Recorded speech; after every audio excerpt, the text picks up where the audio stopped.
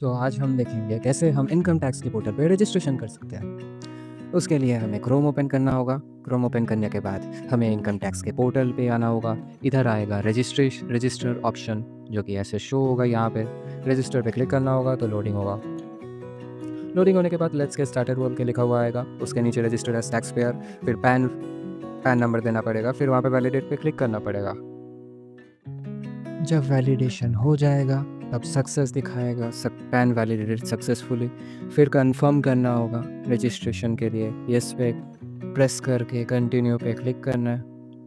फिर register as individual, जहाँ पे आपको बेसिक डिटेल्स डालना होगा खुद का। पैन नंबर दिया हुआ होगा। लास्ट नेम एंटर करना है। मिडिल नेम को आप छोड़ सकते हो अगर आपके पास मिडिल नेम है ही नहीं। फर्स्ट नेम आपको डालना होगा। फिर डेट ऑफ बर्थ आपको डालना होगा। इधर जेंडर आपको चूज़ करना है, मेल फीमेल या फिर ट्रांसजेंडर। हाँ, ट्रांसजेंडर भी है इधर। रेसिडेंशियल स्टेटस में रेसिडेंट डाल देना होगा। फिर कॉन्टैक्ट डिटेल्स फिल करना होगा, जहाँ पे मोबाइल नंबर एंटर करना होगा और उसी मोबाइल नंबर पे ओटीपी भी आएगा, तो उसे ध्यान से देना होगा। फिर primary mobile number belongs to, ये नंबर किसका है ये एंटर करना होगा, फादर मदर या खुद का। फिर प्राइमरी ईमेल आईडी, जो ईमेल आईडी आपके पास एक्टिव है और जिसमें ईमेल आ रहा है वही इधर एंटर करना होगा, क्योंकि इस ईमेल आईडी में भी एक ओटीपी सेंड होगा जो कि आपको बाद में कंफर्म करने के लिए बोला जाएगा। और ये ईमेल किसको बिलोंग करता है ये भी देना होगा। आपका ईमेल है, आपके पापा का है, मम्मी का है, किसी और का है, ये देना होगा आपको।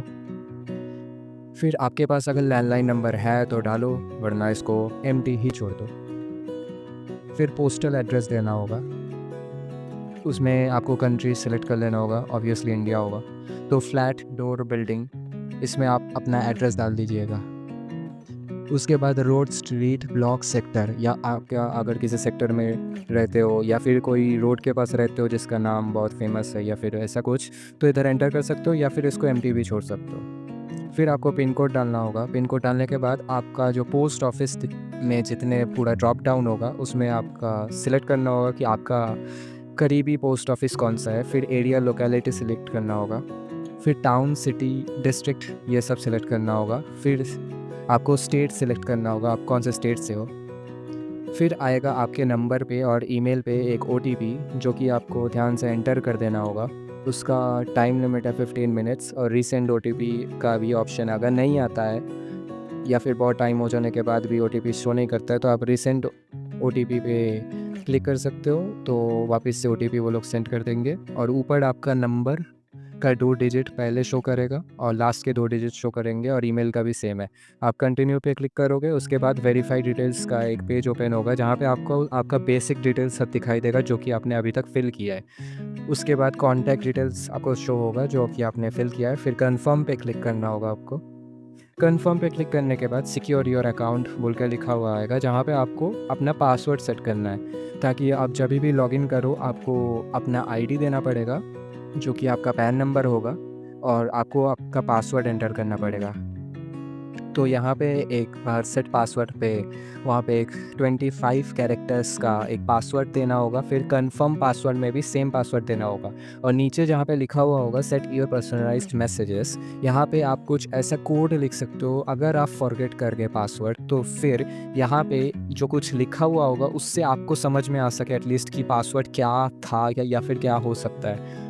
दूसरे ना समझ सके, ये नहीं कि पासवर्ड ही डाल दो आप उसके अंदर, पर पासवर्ड से मिलता-जुलता कुछ आपको इधर डालना पड़ेगा ताकि आपको फ्यूचर में कोई प्रॉब्लम ना हो। फिर आएगा आपको रजिस्टर सक्सेसफुली का पेज, जहाँ पे आपको दिखाई देगा thank you for registering with e filing, जहाँ पे आपको एक ट्रांज़ैक्शन आईडी दे दिया श होगा। आप अगर उस ट्रांज़ैक्शन आईडी को रखना चाहते हो या तो रखो, या फिर ना भी रखना चाहते हो तो कोई प्रॉब्लम नहीं है। और आपका इसी तरह से इनकम टैक्स के पोर्टल में रजिस्ट्रेशन कंप्लीट हो चुका होगा। अब आपको बोला जाएगा कि रजिस्ट्रेशन के बाद लॉगिन करने के लिए उसके नीचे आपको आपका आईडी भी दे दिया जाएगा जो कि आपका पैन नंबर ही होगा। तो पैन नंबर और पासवर्ड डालने के बाद आप लॉगिन कर सकोगे।